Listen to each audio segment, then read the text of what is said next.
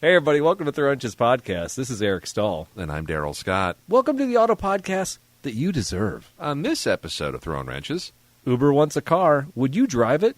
our Renault and Nissan finally over Carlos. Will Jeremy Clarkson ever work again? All that and more on this edition of Throwin Wrenches.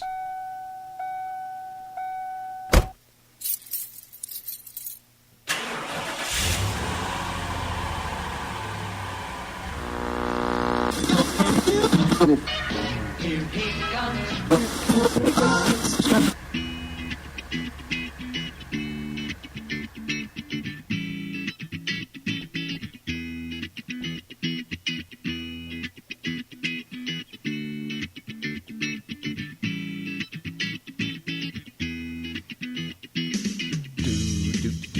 Man, Daryl, I think you're getting funkier on that guitar every episode. Yeah, nice drumming. You Thank play you. a mean Thank trap you. set, yeah, my friend. you know.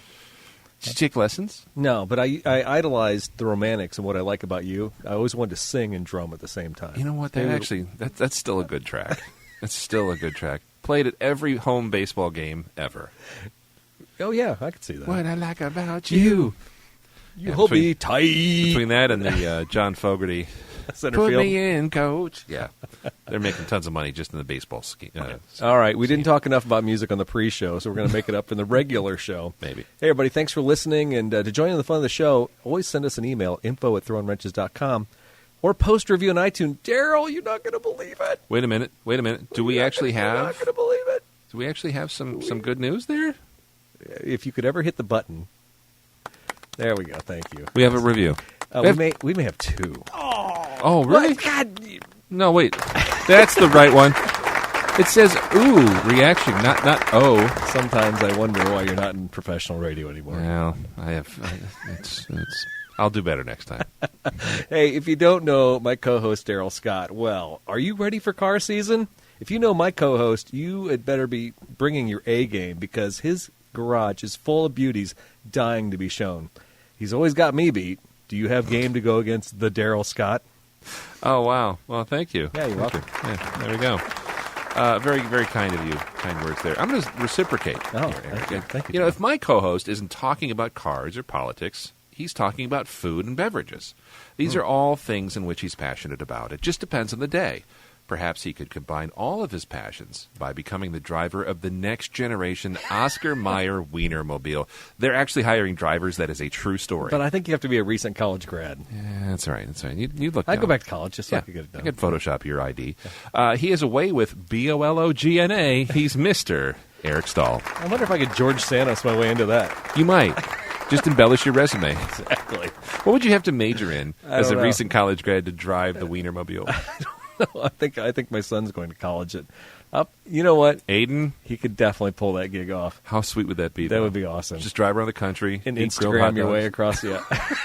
Drive this like motorhome chassis with a. You know what though? The Wienermobile is still cool. Have you seen locally? Have you seen it in the last couple of years? I've seen it on the interstate, Mm-hmm. and for some reason, I don't know that it was around here or not, but it seems like you'll catch out of the corner of your eye like it's driving around somewhere locally. There must be 100 of these things on the road, right? I think there's probably like a dozen or two. A wiener fleet. A wiener fleet of wieners. No, the funny part about those is I think they're built on like a Chevy commercial chassis. Oh, of course. So they've got like like an LS motor and stuff. Wouldn't it be fun to just like build a hot rod, twin turbo 6.2 LS? Wouldn't it be fun to take it like to the drag strip?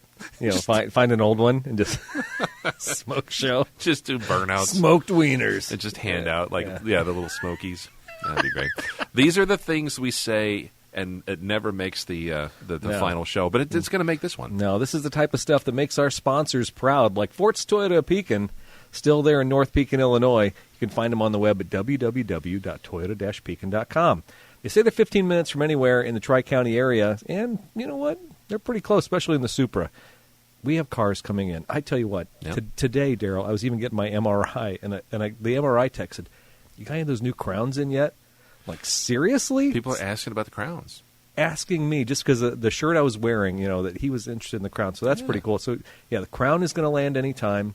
We've had the GR Corolla. I don't know what the story is on that, if we're going to get one or not. I hope so. I've actually had people asking me, hey, Fords have any GR Corollas? I know, and we're the dealership to get it, right? I think that's the way the Fords have been petitioned to Toyota. Yeah. TRD Pro Tundras, we got a couple of those coming in, and Very cool. inventory's landing every day. And we got some cool Corolla all-wheel drives lately, all-wheel drive hybrids.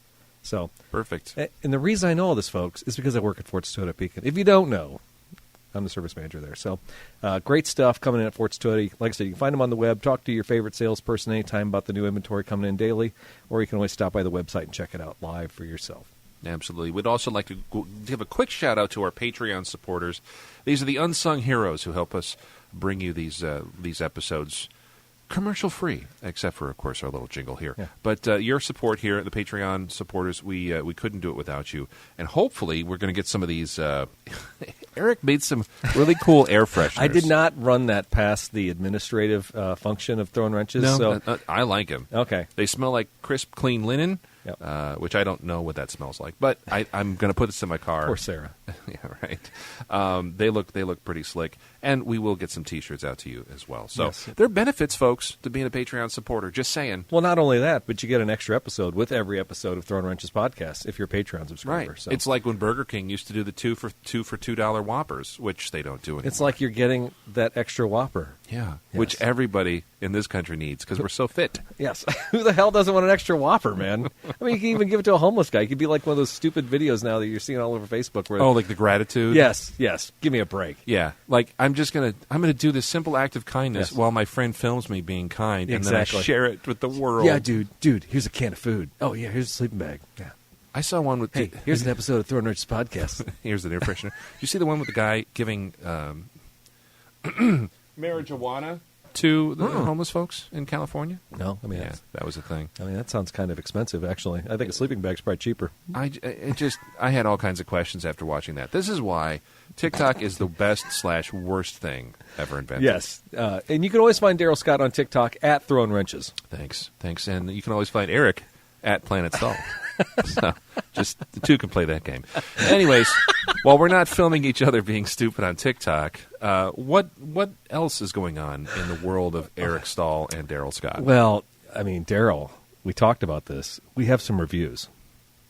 Oh, How did you rush right over that? I mean, I'd like to thank Arrow for typing this one in here. it's my laptop. Great show. The guys, Eric and Daryl, put a fresh twist on automotive news and information. Always good for a laugh, too. Keep up the good work. Oh, well, you know what? I'll throw that. Thank you. When you hit the right button, how do you like that? Yeah. See, our crowd loves us. All right, do you want to read the review from South Hill Customs? Yeah, we actually did get this one. This came in, it was the first review of 2023. Oh, yeah. So, Joe at South Hill Customs, I'm a Google Podcast user, but acquired an iPad to leave a review here for Eric and Daryl. That is... I mean, that's worth something right there. That's pretty good. Yeah, he needs an That's extra sticker. I'm actually going to mail him a couple. I love to hear what grinds your gears each episode, or what Elon has done lately to make you crazy. He's been up to some stuff. Great job, guys. I've got a spot on my 67 VW bus just waiting for a sticker. Awesome. So truly, truly appreciate that. And here we go. Oh, wait. Oh, it says play mode. What, are you going to play California Dreaming or something? No, I was going to play something cool. Okay, so hotkeys don't work now? Oh, wait, no, I got to hit. There we go. There we go. That's golf clap. Yeah. That's what that's called. I like it. We appreciate you. Check out South Hill Customs, by the way. Nice little Facebook group there, and he does have. He's got a gram, doesn't he? Yeah, he's also on the gram. Yeah. Really cool stuff, especially if you like air-cooled split-window Volkswagen buses or anything cool. I think, 60s. him and Matt Shepard would probably love each other then. Or Derek Johnson. Yeah, there you go. Lots of Derek Johnson like Volkswagens? No way. No, he might know a thing or two about them. Yeah. Looking forward to seeing his latest creation too. That looks like that's coming to fruition. By the way, shout out to Derek Johnson and others who just build stuff and get things done. Jason Sack, our friend from Down Under, I think he's built 7 cars Since we started the show? and I've got like none. I've got nothing done. I've taken stuff apart. You've acquired some stuff. Yeah. But like as far as projects, though, there's some people that Yeah. like you turn around and like, oh, yeah, I decided to add an addition onto my house. And I got bored, so I built a garage. I mean, we're talking about this since we started the show. I mean, I've renovated this basement. Yeah. Things move on. But, yeah. They do. I mean, obviously, a guy like you with nothing going on at home at night should probably get a lot more done than me. I should. I really, really should. What is wrong with me?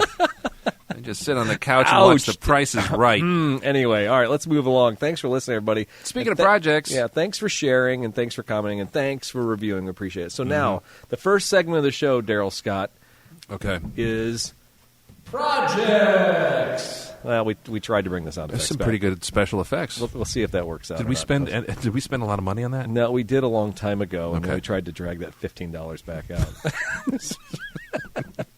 The Acme mixer that we have. So, anyways, yes, projects. I don't have a lot of projects going on. I will tell you this, and I mentioned it when you and I were offline.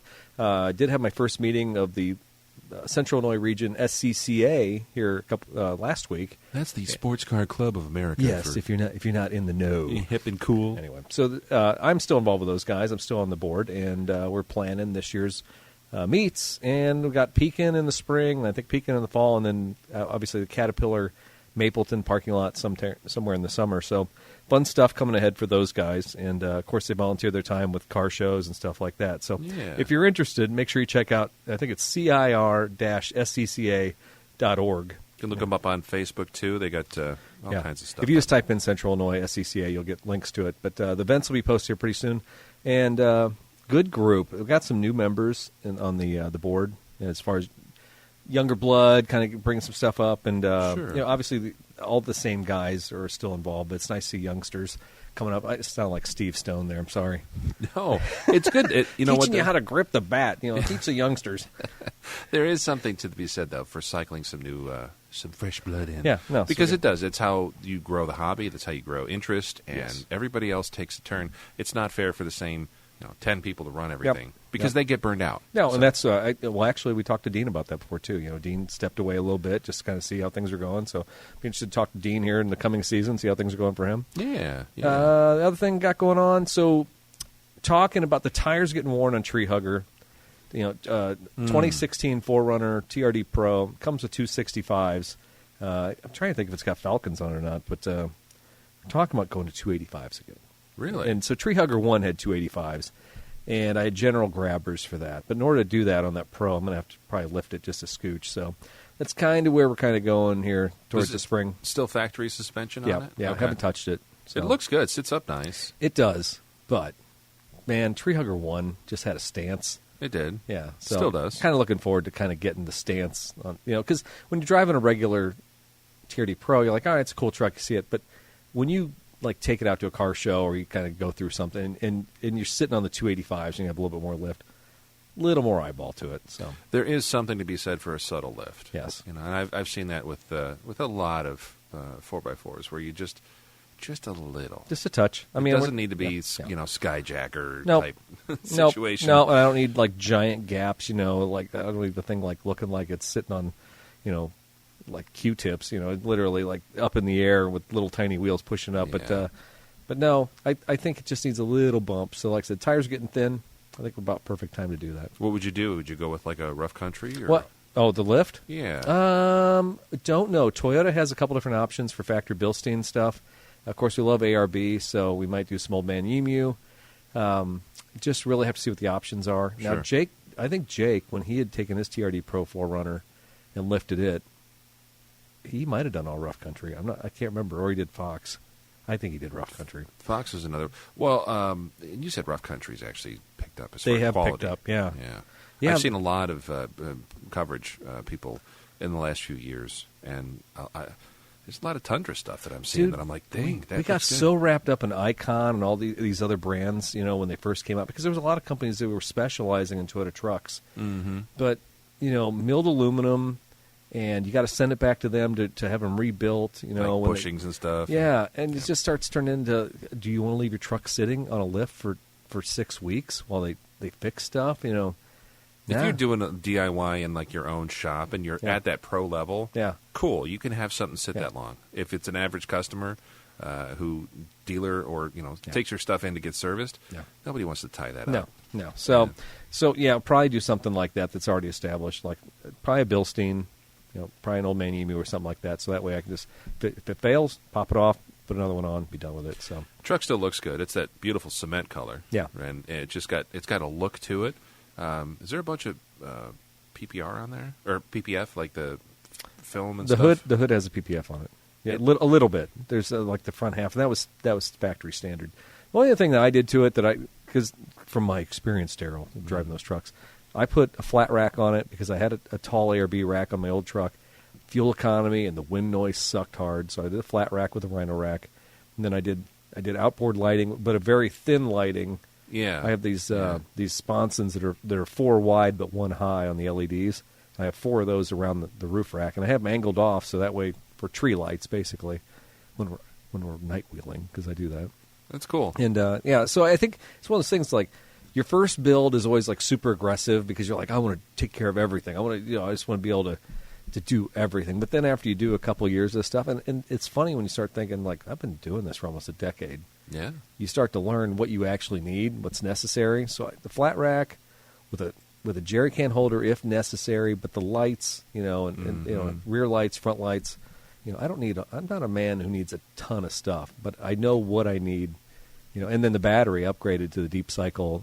I think it's an Optima battery, like the red cap, the red topper. Yeah. I'll tell you what's nice about that is it's got the look, but it doesn't scream like I've got all these extra goodies on here. Come, steal something or break into me, whatever. Yeah. It's very low profile, but it's got just the right stance, just the right look. I think a mild lift kit on that thing would set it off really nicely. I think it would look nice. So that is about all I got going on, Daryl. You got, look at the red is just filled in here. You got all kinds of stuff going on. Nah, not too much. You're leaving one on the cutting room floor, though. Oh, do you not want to talk about that? It says septic, and it could go a couple different ways. My life has needed more adventure. So when at Christmas time, when I had my son, my daughter, her boyfriend, myself, my wife home, that toilet was just backing up in the basement. It was pretty great.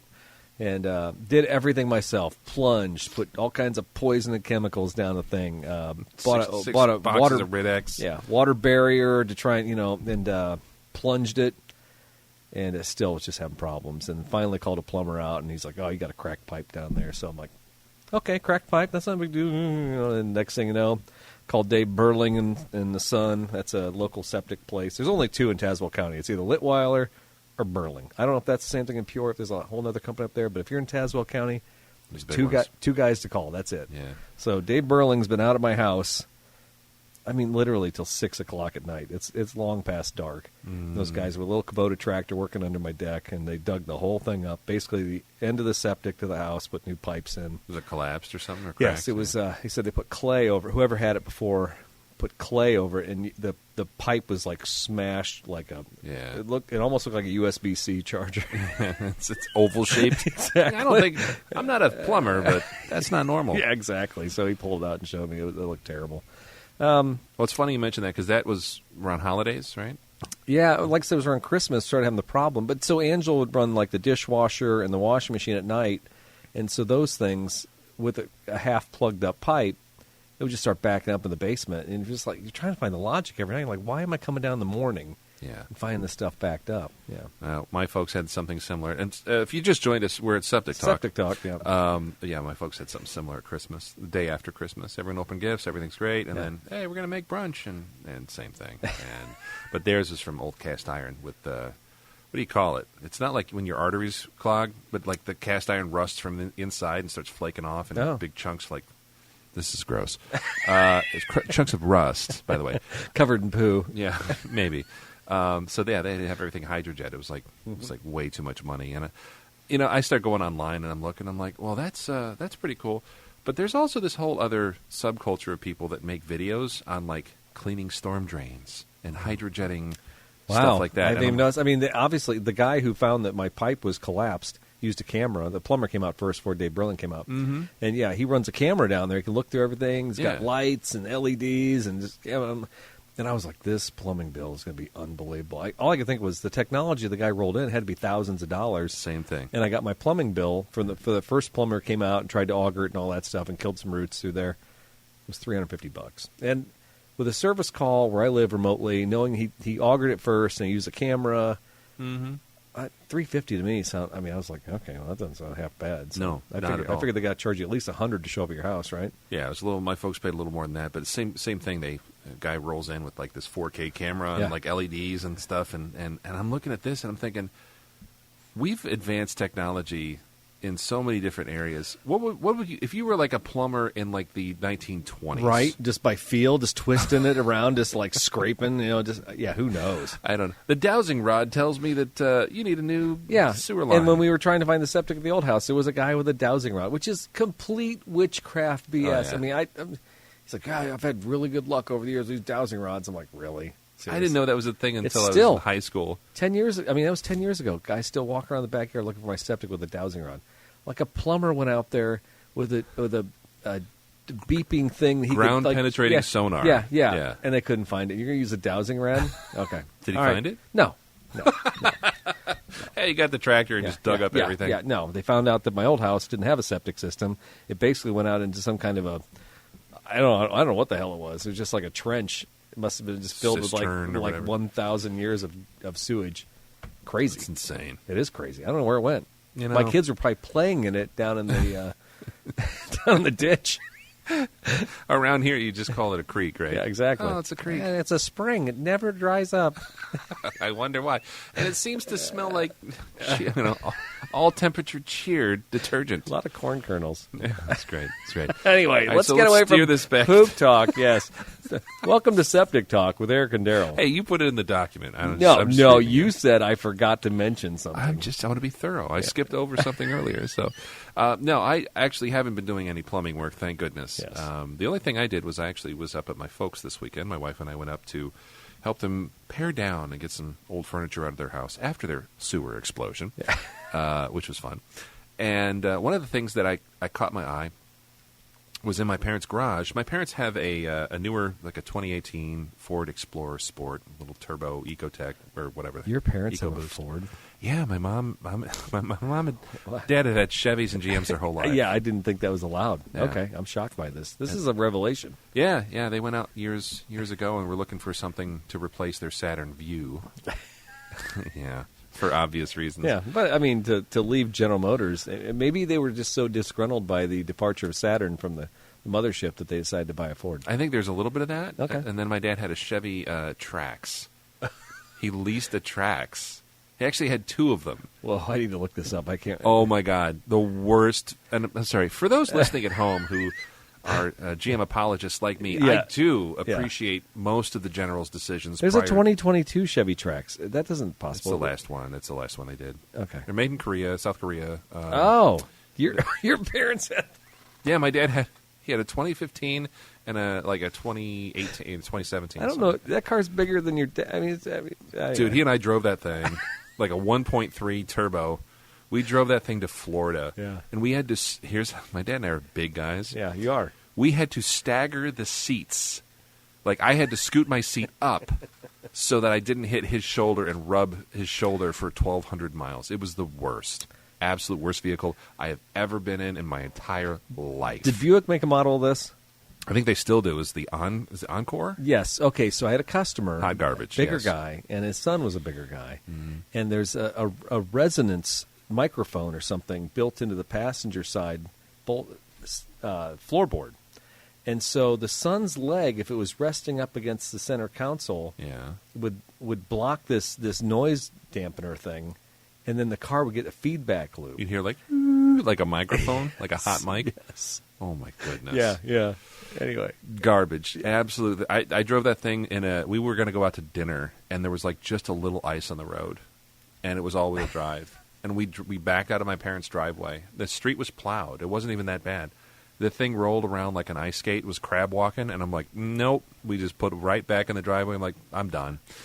So long story short, my parents kept their Saturn Vue when they bought this Explorer because my dad didn't want to let it go. you still have it? They have it? They have it. They paid to have the entire underside. There was some structural rust. They paid to have that plated and redone, new rocker panels put on the thing, touched up. It's insane. My dad's like, and they fixed the transmission in it. They're like, hey, it's still good. It still runs. I'm like, it shouldn't. But long story short, they're never going to get rid of it until it honestly just blows up. But my dad got tired of driving this thing at night because the headlights are so oxidized. Sure. And they polished it. I buffed it, and I'm like, this thing's junk. He goes online, buys brand new headlight assemblies for both sides. Oh, very nice. And while I'm in the garage, we're getting rid of furniture and recycling all this crap. You find the 2 boxes? I find these 2 boxes. They're sitting on a shelf, and I'm like, what's that? He's like, oh, those are those new headlight assemblies. I'm going to put them in someday. I'm like, What was the postage date on them? he'd had them a while. Okay. I think he's been sitting on them. And I thought, you know what? They got this thing fixed up a little bit. You know, new lease on life. They're trying to get probably another 4 years out of it. Right? Current registration? Oh, yeah, everything's fine. Yeah. And it is a nice, presentable. And actually, the thing would probably drive to California tomorrow. It actually is a good running little thing. And not a lot of people know this, but the motor that's in those, the V6, the XR model, the hot rod, it's actually a Honda V6. So the What? motor will actually, yes. Yeah, it's a weird little thing. It's actually an Opel design, Oh, God. built in Mexico with a GM transmission and a Honda motor. Yeah. So the Honda motor is going to run forever. But anyways, I took the liberty of putting new headlight assemblies in it and took the whole front end apart, broke all these little stupid plastic fasteners, those trim clips that are hard to take out. And I put the thing back together, shined it up a little bit, and I'm like, hey, it looks pretty good.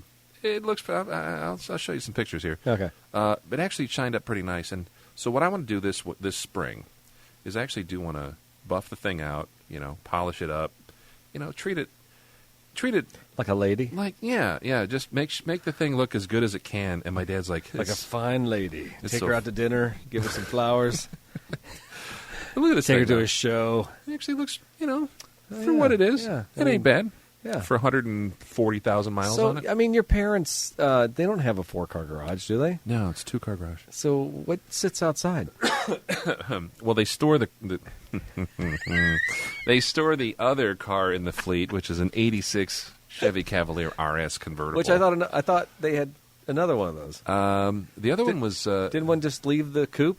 it is now in my brother and his wife's So garage. so where's the storage facility for the Elder Scots? It's an offsite facility.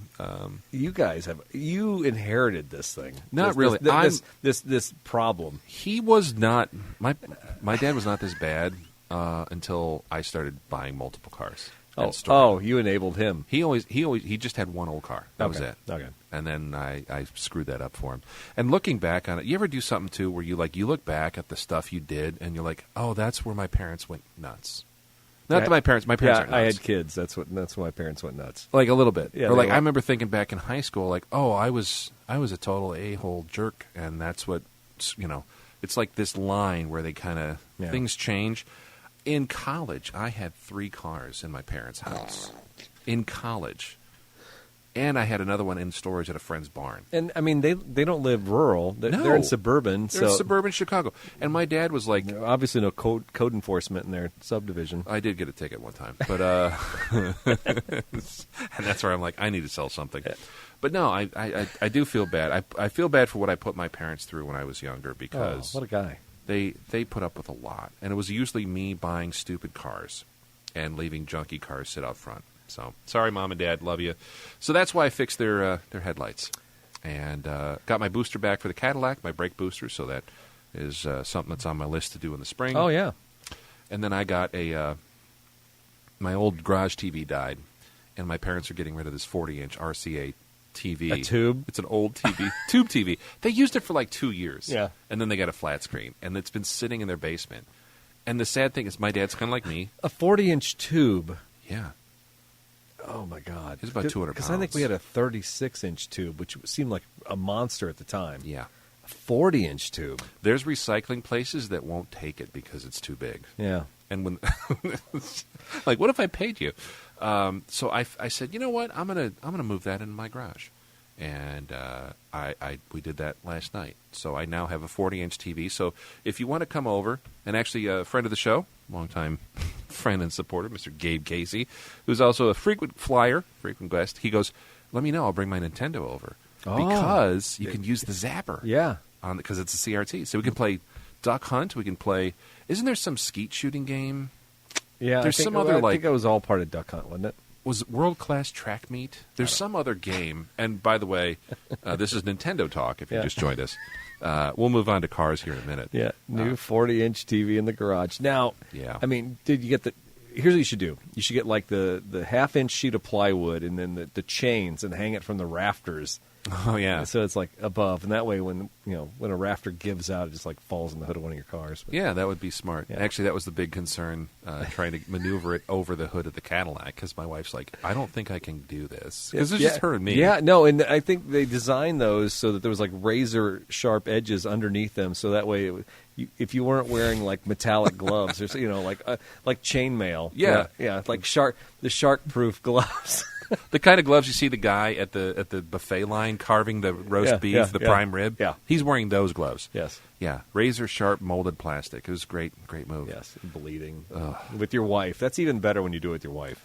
I love my wife, and I also, in a couple of years, it'll all sink into me too. I apologize to my wife in advance for what I've put her through. Oh, okay. Well, let's timestamp this episode. On this date, Your Honor. Yeah. He apologized. That's what I'll do. I'll just save a little audio file, and I'll put it as a reminder in my my Apple phone. That'd be nice. It'd be an iPhone, I guess. Is it- my Apple. The Apple. I have an Apple. They make phones. It's called an Apple phone. The Apple phone? They should call it. All right. It sounds better. All right, I'm so stupid. Are you ready for this, Daryl? I think is it time to get into the show? It's time for the news. All right, been a while since we did that, right? And it has. All right. We talked about it.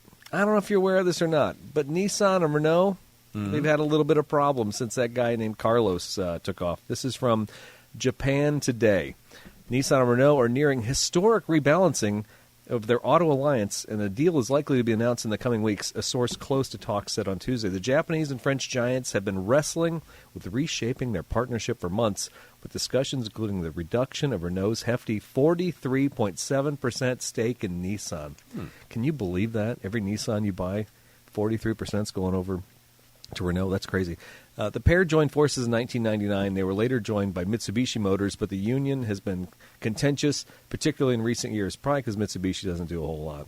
The source, speaking on condition of anonymity, said that Nissan's independent directors had given their green light to the deal, paving way for a historic agreement. Renault is expected to reduce its stake to Nissan to 15%, matching the size of the Japanese firm and the French partner. So it's a two-way type of deal. I think that Renault never gets any play here in the United States. We don't even talk about Renault. Isn't that weird? No, but if you look worldwide, you look at cars all over the world, Renault's got a little Do bit they? of market share. What legs? I mean, actually, French stuff's huge in I should- Africa. No, seriously, it is. Renault, Citroën, what are the other ones?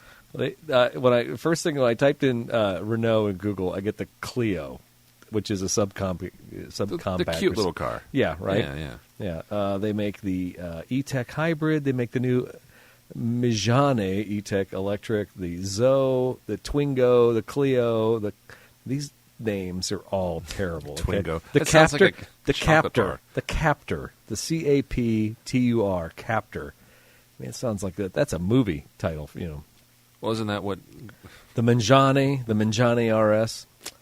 I don't know. Sporty. I guess. I mean, there was a time when WRC, like Renault cars, you're like, all right, these things are totally badass. They're going to, rock and roll. Oh yeah. Globally, though, much like Mitsubishi said to North America, not really interested in doing too much here. Yeah. Renault said that to us in the 80s. But that's also due to some partnerships and some financial stuff. They had a big stake with AMC and Chrysler. That's right. and AMC was not a good partnership. Maybe Renault doesn't know how to pick them, or maybe Nissan doesn't. Maybe. Well, no. Let's not make fun of the French. Do we have a lot of French listeners? I don't think so. Okay. I have to run the numbers, but interesting to see that relationship kind of peter out a little bit. Yeah. Also from the Japan Times, while we're talking about Japan, right? This comes from Bloomberg. The father and son sentenced to serve time in the Japanese prison for smuggling Carlos Ghosn out of the country in a large musical equipment case were transferred to the U.S. a week ago. This story is actually from November. It was ending a chapter of the corporate saga involving the former chairman of Nissan Motor and Renault SA, Michael Taylor. He's Michael Taylor, and he's a former Green Beret, and Peter Taylor. Not related to any of the Taylors in Duran Duran, by the way. No. Were in prison last year after they pleaded guilty. That was the first question I had. Go on. Uh, Are you guys related to the new wave group Duran Duran's many Taylor siblings? Or perhaps Jonathan Taylor Thomas from Home Improvement? No? Maybe. I mean, actually, yeah. Anyway, all right. All right. Okay. All right, Carlos. Derailed. You got a Derailed soundtrack? No, I need to get one. They though. both pled guilty to helping the auto industry executive flee trial in 2019 and make his way to Beirut, where he's flipping croissants somewhere on the Mediterranean Sea. Yes. Ghosn was arrested in Japan in 2018 on charges of underreporting income and other corporate crimes, which he has denied. That's the dude that's got smuggled out in a box. Yeah, well, it was a large musical case, as described in the article here. No, okay. It's been a long time coming, said Peter Taylor from Massachusetts, adding that he's been trying to regain some of the weight he's lost in prison. It feels great. It's difficult to put in words. Michael Taylor received a sentence of 2 years, while Peter Taylor was ordered to serve 20 months in prison. After spending time in Japan, Ghosn was free on bail when he staged the escape. He also traveled to Osaka's airport on December 29th by bullet train. I wonder if Brad Pitt was involved with that. From there, he was rolled into a private jet that flew to Istanbul, where he switched planes and made his way to Beirut. The duo has apologized to prosecutors in Japan's justice system, saying that helping Ghosn flee was a mistake. Michael Taylor has never denied his involvement in the escape, speaking in court last year about how he organized and carried out the brazen operation. Peter's role is less clear. How about that, though? The fact that they committed, allegedly, whatever. I don't even know. Well, I mean, one of them admitted, so it's not allegedly. This whole thing. And then, what do you do after this? That's my big question with all of these high-profile You probably cases. still have the ad in Soldier of Fortune, right? I mean, that's where he had to get picked. Well, yeah, day 2, you come out of prison, you're like, okay, now what do I do for work? I'm still going to do this sort of thing, because it turns out I'm good at it. Yeah. By the way, I think they're still recruiting people for Russian, Russian attacks. Right. Yeah. I just wonder what the Ukraine. viable option are. There was a guy years ago, and he was at Indiana State Police, state trooper, pulled me over. I had one of the worst traffic stops of my life, and aggressive, got a really, really, really steep fine for improper lane usage. Oh. Yeah, it was bad. It was. How are you using the lane? I decided at an intersection that I wasn't going to go in the turn lane. I was going to go straight. And when the light turned green for both, the green, Oh, you raced out? I just pulled out Yeah. and went straight across the intersection. And he was on me like I was smuggling a former Nissan executive out of another country. It was aggressive. And his first lines when he pulled me over with my lovely bride in my Mustang, maybe in Baghdad they can do what they want, but here in America we have rules. That's how. Hi, officer. Hello, sir. Officer friendly? Yeah, he's a great guy. Later found out, about 5 years later, he was arrested for stealing ammunition from the Indiana State Police Armory and selling it to people on the street. Oh, nice. Yeah. So he left disgraced. I watched a Pez documentary like that the other day. So It's just messed up. But then years later, he started his own security firm. How do you keep track? How do you know this guy? Did you keep track of his name because he bothered you that much? Yes. Okay. 'Cause Yes. I mean, honestly, I can't even read the signature half the time. Oh, I followed up on it. Yeah. I followed him probably as much as he followed some other people.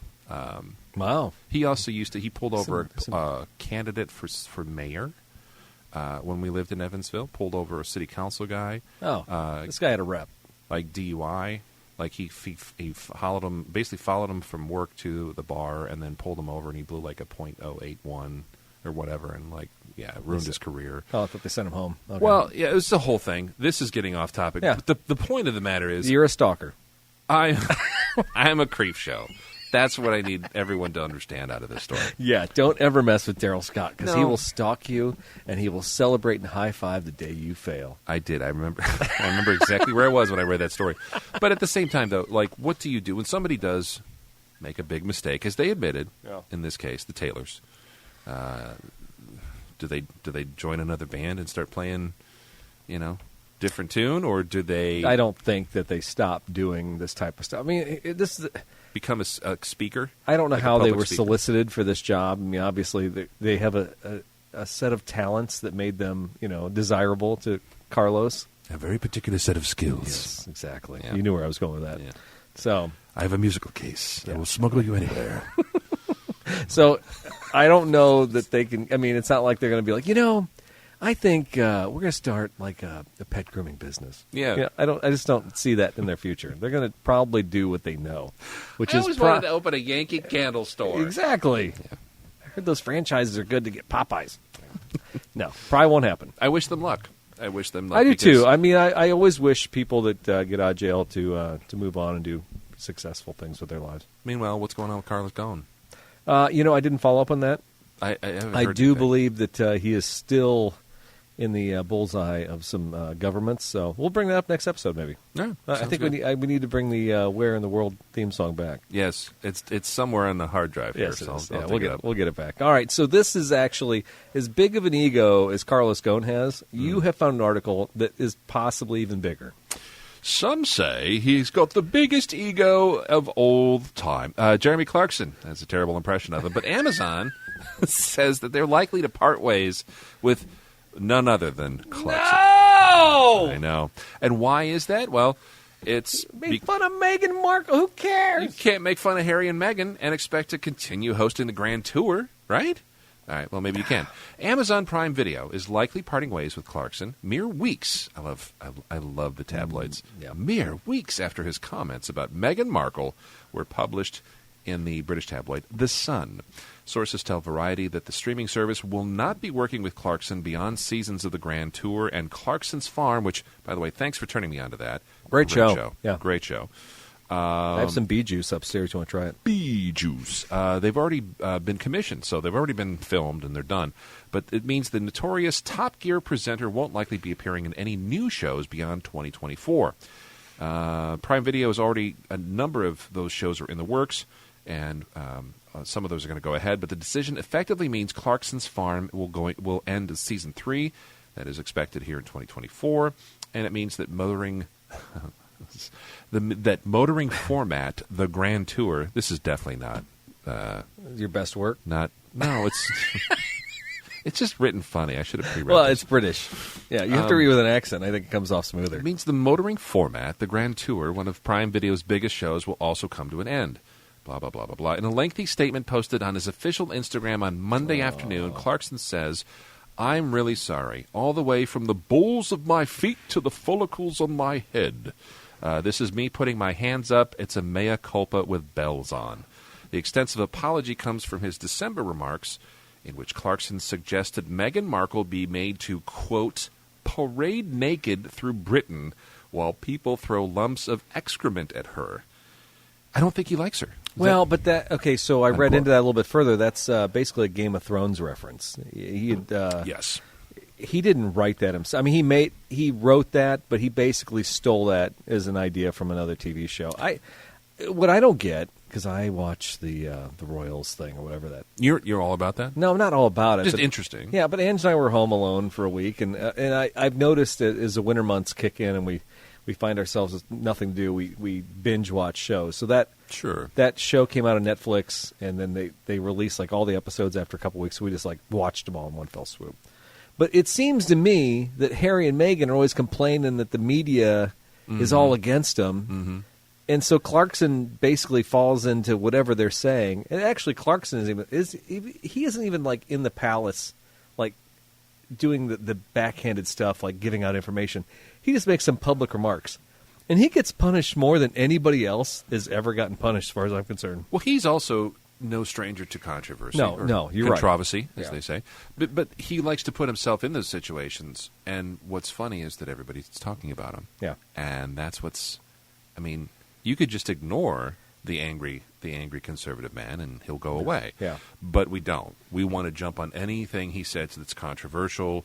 And he's got a history of doing that in the press and, in his personal life and whatever. And there's this whole thing, too. There's this whole subplot where it's like, the only reason he issued a formal apology, and I guess he wrote like wrote Harry a letter, like man-to-man kind of thing, and, I'm sorry I did what I did. And they said, he's only doing that so he can continue to sell his Hoxton Lager, his beer. Well, whatever. You know what? It doesn't he's matter. going to be popular there no matter what. And he's one of those guys that says what people think. Yeah. And But have you?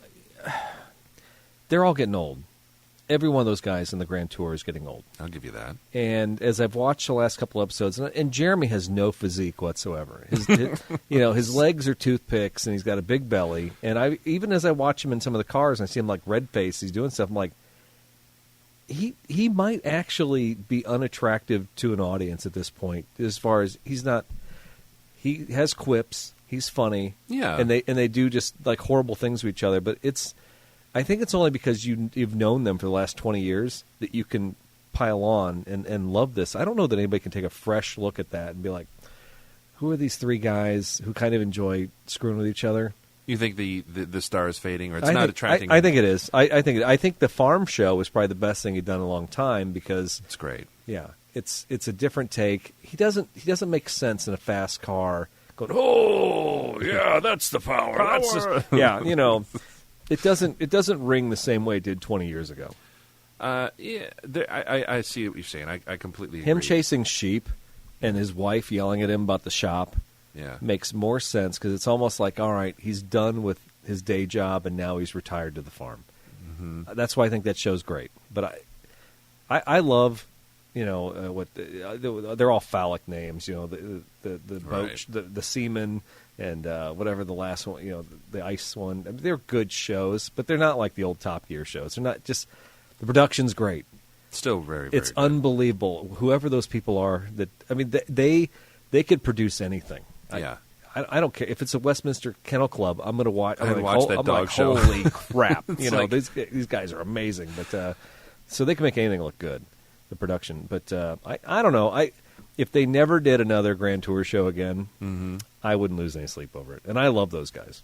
I do too. And there is something to be said. It's like candy, right? It's like you watch one of those, and it just hits all the right boxes. Yeah. But I also feel like, is this one of those? And I don't want to get into politics. Is this one of those another example of? Oh, you think that there's some cancel culture type stuff where it's like you can't say anything that's modestly offensive. That seems crazy to me because like I said, those guys, Harry and Meghan were complaining that nobody ever gets punished. And for him to get run down, maybe I guess there's something to be said for that. I don't know. I just don't care enough about the Royals to really even care about this. I don't either, but this is also the same guy who said you watched. And my wife's the same way. My wife finds it interesting. Yeah. She, I came home the other day. Yeah, I don't, dude, why did I watch that? Because it was compelling. Yeah. And I don't know anything about it. I don't, literally, Angela watched The Crown. Oh, yeah. Yeah, and, Sarah watched that too. Okay, whatever. Why do we care about the Royals? Somebody pointed out the other day, we fought a revolution so that we'd never have to deal with these people again. What do? We still worship them, So, I guess it's fun. It's like a mini series in real life. Yeah, exactly. I'm glad that my paycheck. I can't imagine if I knew my paycheck there was a portion of my taxes going towards helping the Royals live their best life. Screw that. That's why we got rid of them. Make your own check, Harry and Meghan. That's fine. Where do they live? California. Yeah. All right. Yeah. So, anyways, let's reshore this. Yeah. All right. Let's go to national news, Daryl. We'll come back here to the good old corn-fed U.S. of A. Yeah. And what's this about an Uber car? Uber car. Yeah, we brought this up at the top of the show. Uber car. It's from CNN. Uber drivers don't always need four wheels, Daryl. And they also don't need front-facing passenger seats, and they don't need top speeds over 50 miles an hour just to drive people or deliveries from one place to another in a city. So Uber is working with automakers to create a custom-built car for the urban ride-hail network and delivery service. Uber CEO Daryl Kurashashi said, custom-made electric vehicles on three wheels, for instance, would have a much smaller footprint in terms of environmental and also traffic flow than the typical passenger cars, Kurashashi said. In an interview with the Wall Street Journal on the sidelines of the World Economic Forum in Davos, Switzerland, the discussion is shown at a video posted at the journal's website. Uber said that it will offer fully electric rides in the United States and Europe by 2030, and it's already working on electric commercial vehicle startup Arrival to create a car just for ride-hailing applications. I think that a rickshaw-type car in town is probably fine, but I can't imagine in Pekin and Peoria taking an Uber Crosstown?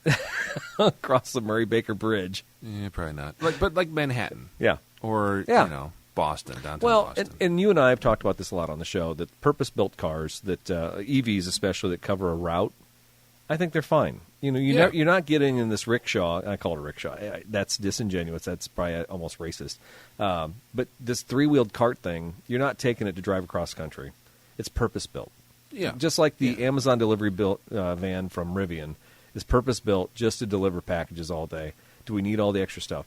And I guess there's a point to be made where, people as drivers for Uber probably buy a car for fuel economy, longevity. Mm-hmm. There's a lot of things they're looking for. So a Prius or a Nissan Sentra, Honda Accord. There's probably all these cars that they always buy because of these certain factors. So, if Uber can find something that works for them, but I really do wonder sometimes if the federal government will let them put cars like that on the road, for safety. You got to go through all these procedures now to find a car. Tests. Yeah, exactly. Yeah.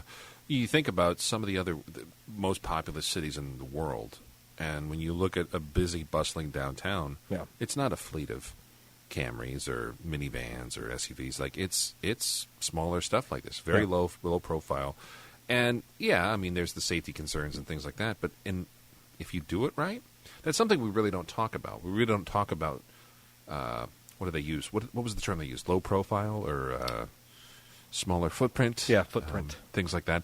I could see something like a little three-wheeled vehicle maneuvering downtown Manhattan or downtown Chicago or L.A. It'd be perfect for that. Well, and if you knew there was a place you could buy, say you're an Uber driver and you're going to work, downtown Chicago all the time. Mm-hmm. Downtown Chicago, as somebody who's done Uber before in the past myself. Oh, you did? Yeah, I drove Uber. I didn't know that. You didn't know that? No. No, my kids were in Civil Air Patrol on Tuesday nights. I'd drop them off at 6 o'clock, and they would be done at like 9:15. So what I used to do is I go to the Hy-Vee and just sit there at the bar for like 2.5, 3 hours. That was stupid. That's not a good idea. No, or I'd go to Distill, and I actually got some pretty good writing when I'd sit there at Distill and just get a beer or two. Yeah.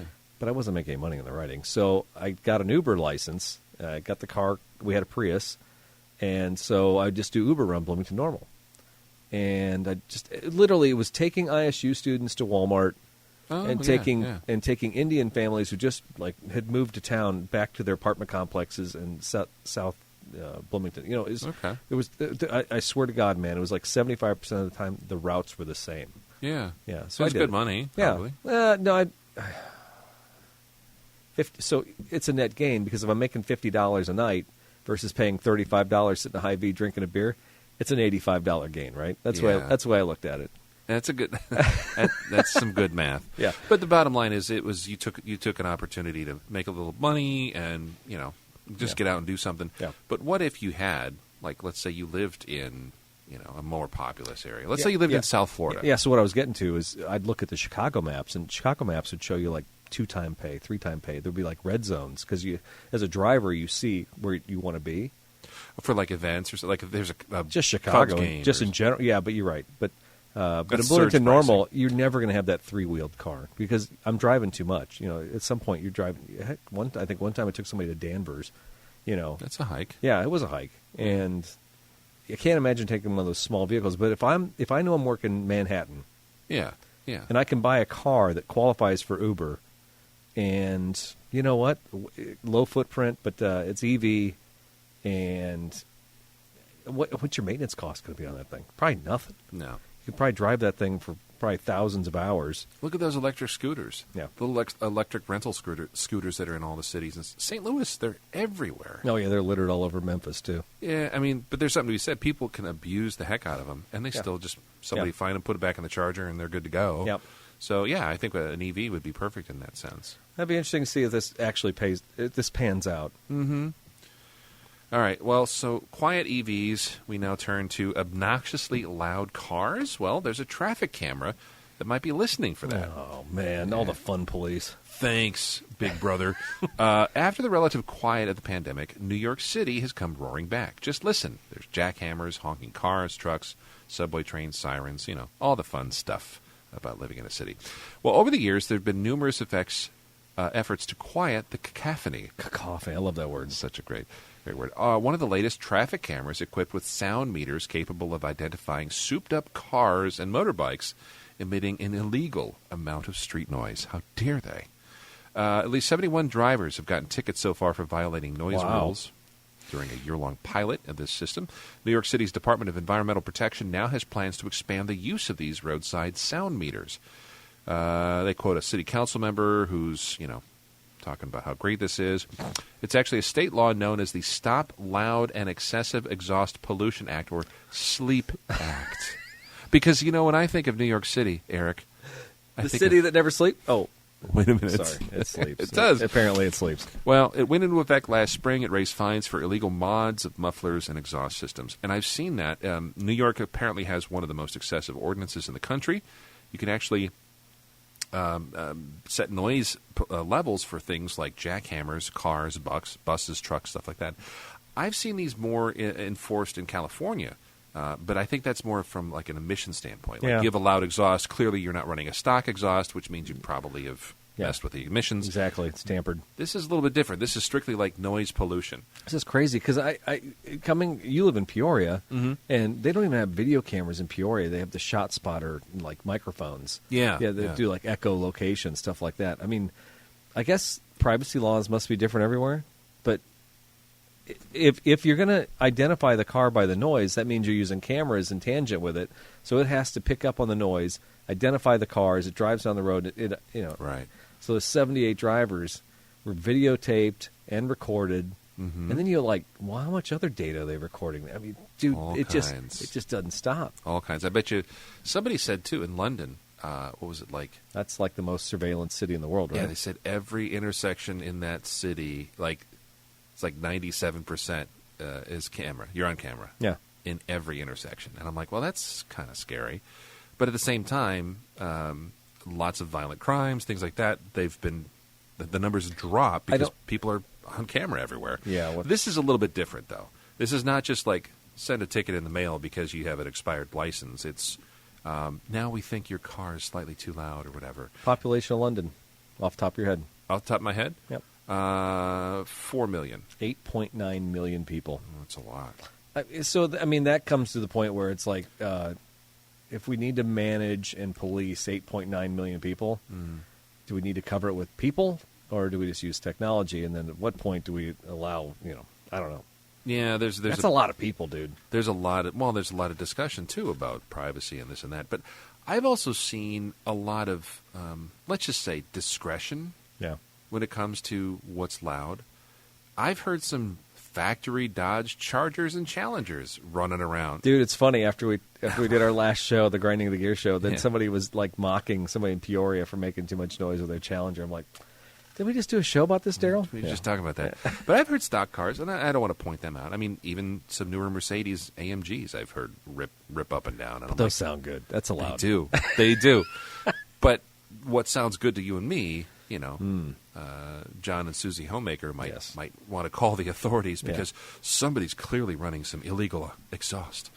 And motorcycles, too. Motorcycles, by definition, most of those have some sort of, loud set of pipes on them.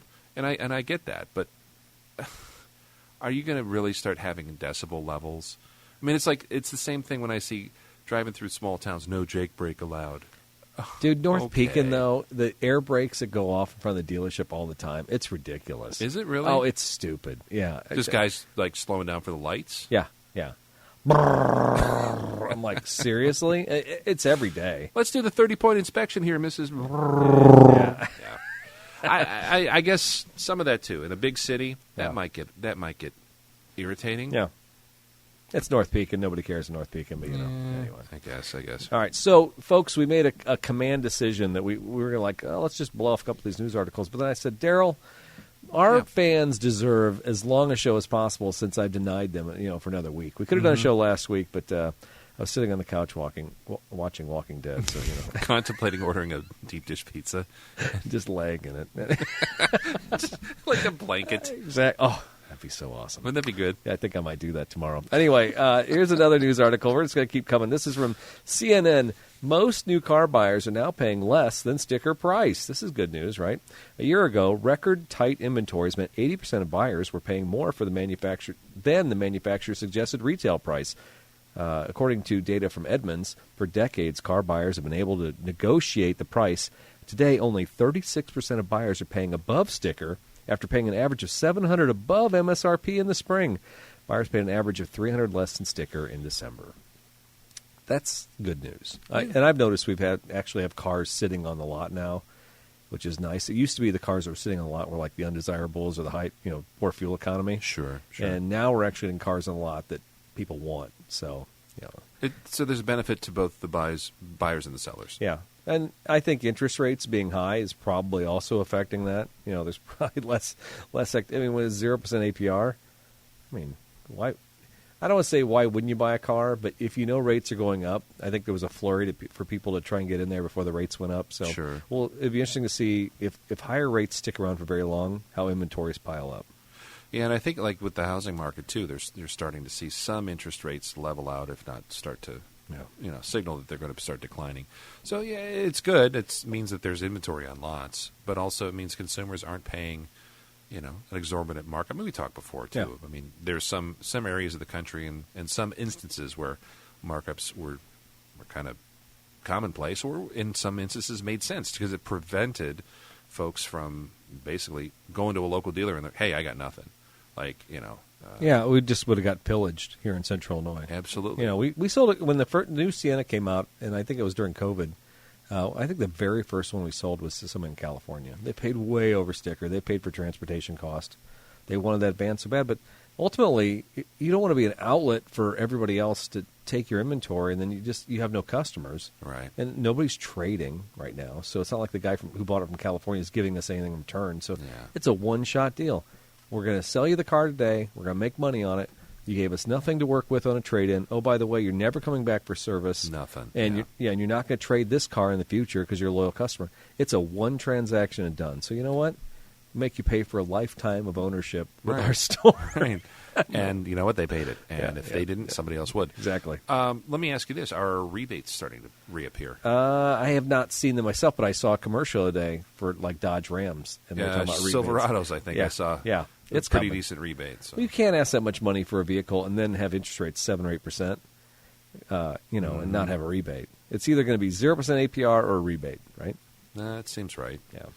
I'm not buying anything ever again. I'm just going to. You still got a damn fine Tundra, so you'll be all right. I do. Now, did you hear this story about Wyoming? No, I don't hear much about Wyoming. Oh man, this is crazy. So I don't.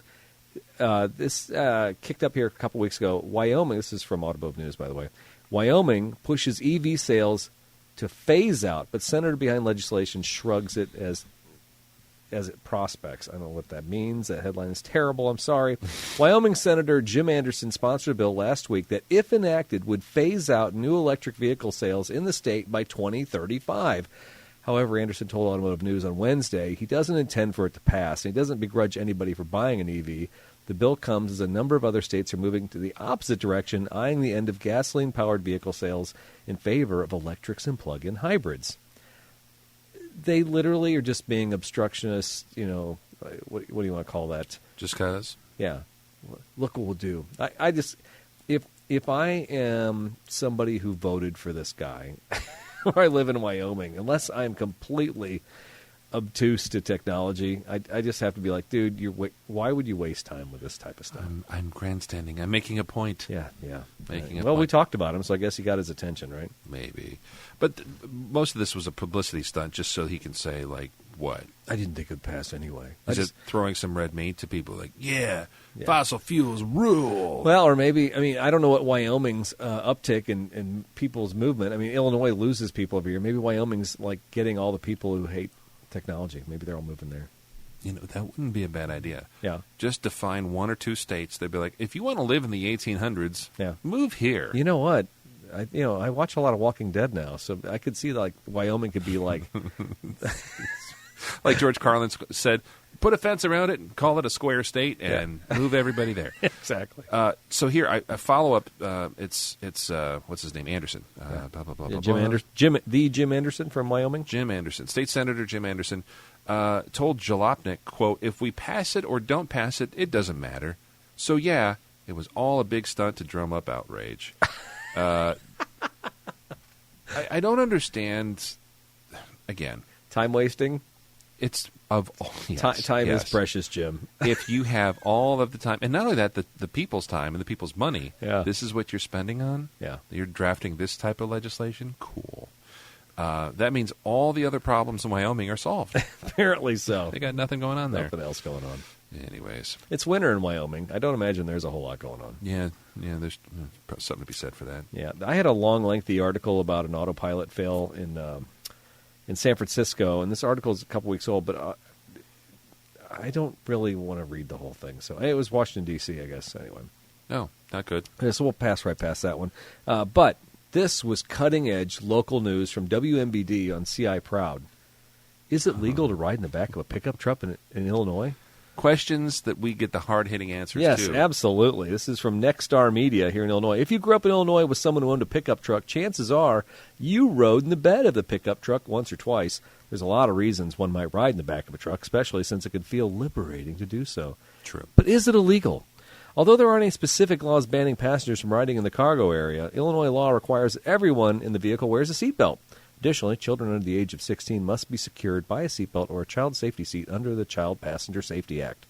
There's no snap vernacular for that one, is there? No. It's also illegal to ride in a tow vehicle on a public highway, such as a trailer, semi-trailer, or a wagon. In other words, you cannot legally ride in the back of a pickup truck in Illinois, and there is no seat because there's no seat belts to secure anyone from riding in it. Other states also have restrictions of who can ride in the bed or the trailer. For example, drivers in Texas transporting anyone younger than 18 in the bed of a truck or a trailer can face a fine of between $25 and $200, regardless of the age or traveling with a seatbelt. Regardless of age, the risk of traveling without a seatbelt still exists, and drivers should be aware of how dangerous traveling with drivers in the back of a truck or trailer can be. I have not ridden in the back of a truck since I was probably a little kid, and I remember resting my back on the tailgate and just being scared shitless. I'm sorry, pardon my French on that. That it was just I was gonna fly out the back of the thing. Yeah. Yeah. I remember a couple times we were canoeing here, and that was probably in the late 90s, early 2000s. I sat in the back of my little Tacoma, and we had canoes back there. Mm-hmm. So we would buzz down to the Mackinac River. No seat, obviously. You just didn't think about it. But we're doing 25, 35 miles an hour. I guess it could still kill you. Oh, yeah. But it totally would kill you. Yeah, but, I mean, you're being pretty cautious at that point. I'm driving a Toyota truck, for God's sakes. I mean, that thing's not going to malfunction, Nothing right? will happen. Yeah. No, but when you were growing up, and you grew up kind of rural-ish, Yeah. right? That wasn't a big deal, right? If you saw some kids at high school or whatever riding around the back of a truck, did you think anything of it? No, but I do. So now, like, if I'm in Memphis and I see like immigrant workers in the back of a truck, like going from a job site, I look at them like that's probably illegal, but I don't think anything of them. It's like everybody knows that's wrong. You used to see it on the expressways and stuff like that. You'd see Seriously, guys- in Chicago? Yeah, and it would be that mostly. I would say, and this is an assumption, probably like just laborers, and they'd be sitting usually against the back of the cab. To kind of block the wind, but they're, I mean, it wasn't unheard of or a new concept. But I definitely feel like that's less and less these days because people have been pulled over for it. But I still see people in small towns and stuff like that. They'll hop in a truck and go to the Casey's or whatever. It doesn't seem, I don't know. I'll bet you my son, if I were to ask him in Mackinac how often he sees it, I'll bet it happens a lot out here. Yeah. And I'm just not aware of it. In-town stuff. I mean, nobody's... Oh, I'll bet on the country roads. They're probably hanging out and just riding in the back, stuff like that. Yeah. It's kind of fun. Yeah. I will say it's like a convertible, but like there's a chance of death. Well, so how many like, regular cab trucks are there anymore, though? I mean, almost everything's an extra cab or a quad cab. So, I mean, the excuses for sitting in the bed are They aren't slim. there. Yeah. Yeah, that's another good point. The evolution of the truck itself. It's into a car. So we were talking about this, I think, via text with some friends the other day, and I pulled up an old picture, an old ad from the Subaru Brat. And I was just going to bring that up because I would love to see you and that jump seat. That jump seat's so funny. butt width has got to be like 13 inches. Oh, yeah, tiny. Yeah. Tiny little thing. And it had two little handles, like Yeah. one on each side, yeah. So you could go jump the dunes and like And die. have your passengers in the back. Now, I had a friend in high school. He had one of those, and I thought, oh, that's kind of cool. And, Yeah. and nobody got in those jump seats. Nobody did. Yeah. For that reason. They were tiny and sketchy, and plus, Well, in general, they're probably generally dirty. Yeah. And the vinyl was probably cracked and holding water, so if you sat on the thing, you're probably getting a wet butt, right? Or tetanus, or both. But yeah, Google Subaru Brat, and for our younger audience members, check the that old out. Brat, not the new Brat from the 2000s. Yeah, you could actually buy one of those things and ride around in the bed, and that was fine. And I think they did have seatbelts, but probably wouldn't do you much good. And I think if you sat in one of those two, I think your head would be above the cab. That's So why. That's why they had the roll bar with the KC lights. It would protect. It would protect your scalp when you were sliding on the roof. Safety third. I love it. I love it. All right, is that time, Daryl? I think it is time. Sometimes I don't know if you're aware, if you do this, dear listener, but sometimes we shop for cars online and we just kind of like browse around. I mean, where was I at this week? I was at Facebook Marketplace. But sometimes I'm going to bring a trailer. Sometimes I'm an Autobella. Oh, it's so sexy at Autobella, the cars you'll find there. Good stuff. Oh, please. And cars from Japan, there's always great stuff there. Why can't there be like a carsfromgermany.com? I'm not sure. Maybe there is. Start it. Buy the domain. Haven't found it yet. I'll anyway, chip in. But what I do, and Daryl does this too, I'll send Daryl a link to it. Hey, look at this Marketplace ad. This is only $3,000 for this Triumph over here in Dunlap. And Daryl will say, that car's been for sale for 2 years. You don't want that car. But that's what we do. And then if I get really serious, Daryl, I show it to my wife. And then she poo-poos the heck out of that thing. You're not getting that car. You still got 3 cars you got to sell. I didn't sound very feminine when I did that to her. But that is what she says to me. Does she take up smoking? Is that? Yeah. Like throw mama from the train. That's exactly where I was going. Throw mama from the train. My wife, my wife is Danny DeVito's mother. Yes, I hope not. God forbid. What was that actress's name, by the way? Kathleen Freeman. Yes. No. Wait a minute. I'll Google it. Go Okay. ahead. All right, Continue. yeah, she was also in Scrooge. I'm trying to remember what else she was in. Anyway, Goonies. Google it. Oh, she was in Goonies, wasn't she? She was Mama Fratelli in the All Goonies. right, so this is Cars of the Week, WEAK. It's where Daryl and I find cars that we would buy if we had all the money in the world or just $2,000. I'm anxious to see what Daryl Scott has chosen this week, but Daryl, You got a doozy here. I did get a doozy, and I went out shopping for this sucker. I used, was it an RV website? I'm trying to remember. It's RVtrader.com. There you go. Thank That's you. what you were browsing. Yes, that was a listing. It's a Winnebago Solus 59P.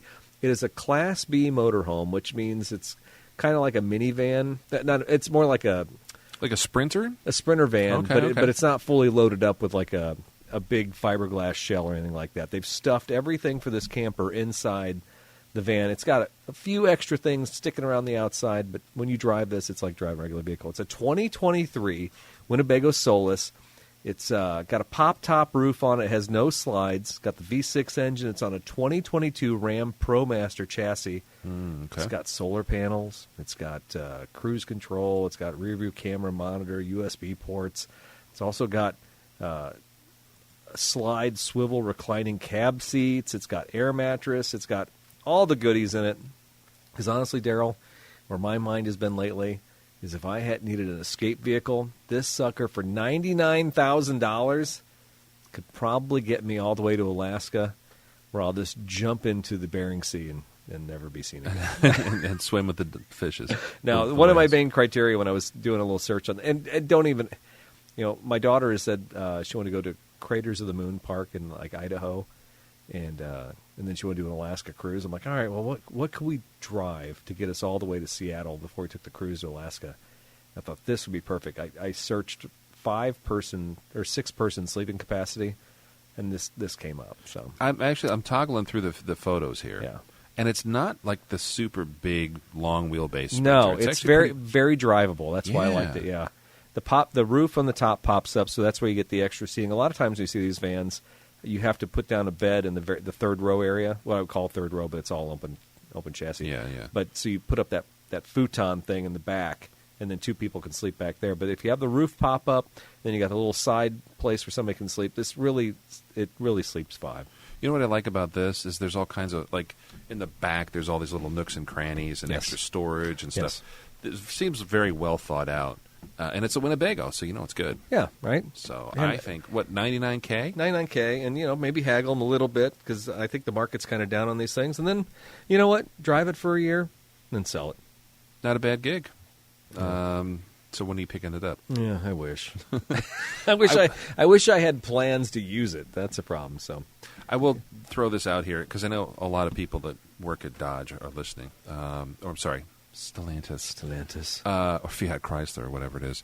The Ram ProMaster, that is the ugliest front end that they have. You know what? But I think Ford, their Transit vans have a terrible front end like that too, don't they? It must be. Is it because it's got to be aerodynamics, and Yeah. we talk about this with the new Tacomas and some of the new trucks. They got this lower lip bolster that comes out. Mm-hmm. There's a pedestrian safety rating now that all vehicles have to have. So that lower fascia probably sweeps the leg, Danny. like a Karate Kid? Exactly. Because so that's probably why it's designed that way. Something else I saw, it might have been a Transit. I'm like, wow, that front bumper looks terrible. I think they designed pieces so they're easily replaced. Because you think of those things in a city or you make deliveries. You don't have to change out that whole front end, right? Yeah, so the thing taps, a fire hydrant while it's making a delivery outside of Kinko's. You just replace the one part of the bumper. Is Kinko's even still a thing? It's a FedEx store. Didn't the FedEx store absorb them and ruin their name? I think they did, but I'll tell you what. The last time I was in there, I bought mail supplies. What did I buy? Whoa, mail stickers. supplies. Those Avery labels. Oh, okay. Some stupid special Avery label for our newsletters for our car club. And I was in there, and there was just a line of people, and all they were doing was waiting to print something off of a USB disk. Oh, that's always the best. And but they don't like you emailing the files because I do this every once in a while on Staples. Yeah. And they want you to bring it in. Staples still exists? Yeah. Okay. More so than Kinko's. Give me a break. I do. Are you criticizing me? I think they're one and the same. But go ahead. No, it's your story. No, it's fine. Old people with Kinko's, they don't. Or I got a Staples. USB drive, and I need you to print this letter off of here. How horrible would that job be? Because as soon as they crack open that Word document from you have to convert it from Word 03 or 2008. Exactly. And then once it finally It loads. didn't format right. You know what? Can you, while you were in there, can you change the font a little bit and resize this picture? Yeah, and No. I spelled my son-in-law's name wrong. Can you go in there and correct that for me? I would charge so much. Yeah, I would charge and during so much. COVID, when I would even take keys to the dealership without putting them in a plastic bag, imagine somebody coming up with a putrid Thumb drive. USB drive that's just covered with finger oils. Yeah, it's attached to their key ring. Yeah. And it's got I don't know. Angry Birds. It's so gross. Some kid's been chewing on it. It's my son's class project. You know what? All right, I'm done. Yeah, no, it's good. It's good. That paints a mental picture, so I appreciate that. Well, Eric, that's a great choice, and I hope you find the Bering Sea enjoyable when you do your polar plunge next year in your Solis or whatever. I went old school this time. I don't remember the last few choices. What? Old I school know. you? I know. I think I picked some weird, goofy stuff lately. But this one, actually, I was on the Volo Auto Museum and Sales website in beautiful Volo, Illinois. Home of the Volo Bog. Yeah. Okay. There's a bog. Is there dinosaurs that... There probably is a person who fell in there. I gotta look up the Volo blog. Go ahead. They just they usually take you on grade school field trips there, and they give you a thing like a vial. You scoop it up, and then you look at stuff in the microscope. Oh, this is pretty neat. It's actually pretty cool. Yeah, I grew up near there. Anyways, so this museum has been there for a long time. They're very famous for having a movie car collection, so Ecto 1 and the Batmobile and all that fun stuff. But they also sell cars too, and this is what caught my eye this week. It's a 1966 Dodge Coronet 500 convertible. It's kind of a really, really bright, eye-catching red with white vinyl interior and some Uniroyal Tiger Paw white red lines. Red lines. Red lines on there, which was kind of in vogue for just a few years in the 60s. And from the listing, it says, outstanding body, which could not be said about Eric or myself. Laser beam straight. The gaps are precise. Also, Again. That could be about us. No Thanks. rust or damage. Don't pull me into your self-deprecation. My nightmare. The bright red paint is polished like glass. Bright white top. Shop replaced the top master cylinder and bled the system. They did all this work. It's basically a 383 big block car, and it's a torque flight automatic. So 4-barrel.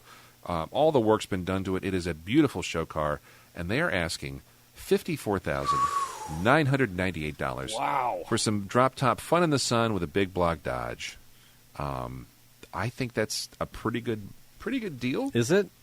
Yeah, for that car. I mean, if it was a Hemi, it'd be six figures. But I don't need a Hemi. You know, 383 would do anything I'd want, and it's classic. It's got a classic mid-'60s Mopar vibe. I don't know. I think if I were to look at that car from the profile, I think it's sexy. But those 4 big dish headlights mounted in that big rectangular grill. I don't know. I mean, it's just doesn't do much for you. No, there's a lot of chrome in that big bumper too in the front. There is. It's not. It definitely doesn't have the lines of, say, like a Charger or some of the later stuff. But this is also. I'm thinking like an old Ford Falcon or something like that. I don't know. Just those cars.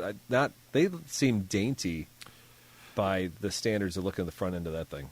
Well, and this actually, if you stood this next to like a Ford or another contemporary, even a '66 Impala, I think this would be a smaller car. Really? Yeah, but it looks beefier. I know what you're saying. Yeah. I think it's got big block springs on it. The front sits a little high for what I would want to lower it a little bit. But the nice thing, I believe these are torsion bar front suspensions, so you can actually crank them up. Nice. Or lower it. Lower it. So forget what I said about springs earlier. But yeah, I think with a little bit of tweaks, this thing would be a fun cruiser. But definitely doesn't have the cool lines like the later ones do. I think we could do a buddy cop movie with this car. Could we? Yeah, I think this is like a Nick Nolte, Eddie Murphy type car. You know, I think if you and I were like good cop, bad cop or something like that, yeah, we could like do a whole TV show around it and write the whole thing off. I think that'd be fun. So it's like 48 hours, but we'd be like 72 hours. Yeah. Yeah. I mean, yeah, because we have to stop and get a cheeseburger. We'd have to get yeah. I'm looking for Reggie Hammond. That's still a great... I watched one... So you were talking about watching... Walking Dead. Walking Dead and binging on that. Nick Nolte came to mind? No. Well, yeah. I love Nick Nolte, but except Prince of Tides. Is that a Streisand thing or is that a Nolte thing? That's the movie that made him like a sex symbol at age like 55. Really? He was voted like sexiest man of the year after that movie, and he's like, I don't know why women find me sexy. I thought it was because he talked like the lead singer of Mighty Mighty Boss Tones. Okay. That's the impression that I get. No, but 48 Hours and 48 Hours, another 48 Hours. That's yes. a great sequel name. Yeah. Those came on, and it was like rapid fire, one after the other. And like I was on the couch for 6 hours that day because it was with commercials too. Yeah. I watched them all. I'm like, dang, this is still funny. Yeah. But yeah, Nick Nolte drives like a '64 Cadillac. It's the beat-up convertible. And then Eddie Murphy's character, Reggie. Oh, is he driving a Porsche? He's got a Porsche 356. That's right. Yeah, it's beautiful. And I think, is it the second one? I think it's the second one where he gets out of jail again. And he goes to like, oh, you saved my car. And his car's sitting on like a street with a California car cover on it. Yeah. And he like goes to turn the alarm off and it blows up. Oh. So the whole thing is he finally gets out. Everything's back normal. And his car blows up. It's Man, good stuff. so Eddie Murphy had that car, and then in Highlander, I remember Christopher Lambert had a Porsche, little one like that. Yeah. And then Top Gun. Kelly McGillis in Top Gun drives a 356. Okay. And So I Married an Axe Murderer is Charlie driving a Carmagia or is he driving a Porsche? I have to watch it again. Okay. I haven't seen that. I think he might be driving a Carmagia. Could be. Yeah. They're very similar. Yes. Very similar lines. Air cooled. Yeah. Good stuff. Fun you car. You ever see what a 356 goes for now? Oh, stupid. Crazy. Yeah, and I think that's one of those cars that say I was in my mid-20s, early 30s before I had kids. Mm-hmm. I probably could have gotten one of those. At the time, I would have spent all the money that I would have spent probably on like a Celica convertible, 25, 30 grand for a classic car. But the market has just gone bonkers on those things, right? Now you would walk out with 150 cash. Yeah. You know. Oh, well. See you My later. 401k, it's been a stronger investment. Maybe. No. Maybe. All right. I think with that, I don't know how long this episode's gone. I mean, Daryl and I cleared the memory card in anticipation this show might go over 2 hours. Yeah, it's been a hot minute. By the way, the answer to your question earlier about who played Mama Fratelli in The Goonies, Anne Ramsey. Anne Ramsey. That's her name. And then could you look up her IMDb, see what other great roles she's had? Oh, yeah. Anne Ramsey, 1929 to 1988. She was in such great films as Throw Mama from the Train. Yep. Scrooged. She was in Any Which Way You Can. Oh, the Clint Eastwood movie with the monkey. I have that on DVD. We should screen it. I don't remember seeing her in it. Oh, I don't remember either. There was another movie with Jim Belushi and Whoopi Goldberg where they drove around in a Lincoln Continental, a suicide door Lincoln Continental called Homer and Eddie. Oh, wow. That's not the buddy cop movie I want to do with you, Daryl. Sorry. No, it's not. And the other great hit from 1988 called Dr. Hackenstein. Wow. Do you remember that? Wow, no, you pulled up some great ones there. But, Yeah. I'll never... I think she asked somebody for a kiss. Billy Crystal had to, like, give her a kiss or something when her wart was, like, showing. It was And Throw Mama from the Get Train. me a kiss. That movie is warped. Yes, it is. Anyway. Totally warped. I don't think you can watch any of the streamers, and actually, if you're a youngster and you're looking for a great movie to watch, do not watch anything we just recommended there. So, except the menu. I think maybe we talked about in the pre-show. Yeah. All right. So with that, you've reached the end of another Throwin Wrenches episode. I hope to be back in February to drop another show somewhere in the mid-month. Make sure you sign up to be a Patreon subscriber so you get one of these totally sweet air fresheners. I can smell it from over here. Yeah, and if you really kiss our butt and give us a review, you'll get a sticker. That's right. Yeah. So, for Throwin Wrenches Podcast, this is Eric Stahl. I'm Daryl Scott. We'll see you next time.